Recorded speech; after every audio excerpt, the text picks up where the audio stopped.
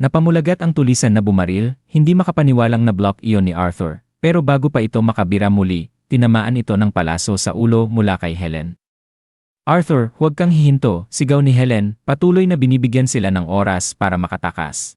Habang patuloy silang tumatakbo, nagsimulang kalkulahin ni Arthur ang sitwasyon. Alam niyang apat ang mga mage ng kalaban, isa ang nilalabanan ni Jasmine, isa kay Adam, at isa ang ama niya. Pero nasaan ang ikaapat? Kinakabahan na siyang nag-isip. Doon na sumigaw ang pinuno ng tulisan, puno ng galit, kalilimutan ang plano. Huwag niyong hayaang mabuhay sila. Lalo siyang kinabahan nang marinig ang pag-ugong ng tubig.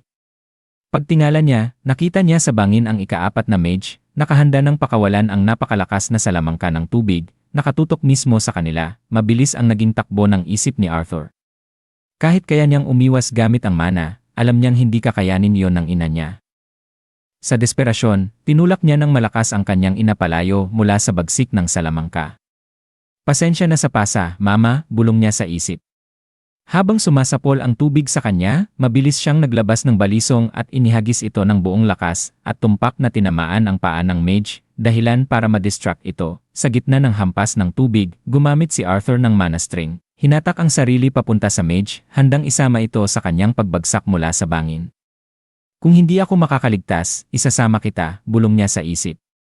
Nahilangan niya pababa ang mage, sabay silang nahulog.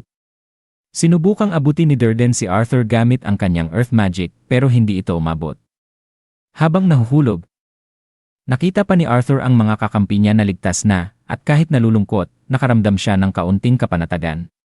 Mukhang ligtas na silang lahat, pero sayang, gusto ko sanang maging isang kuya. At dito nagtatapos ang chapter 1-0 ng The Beginning After the End.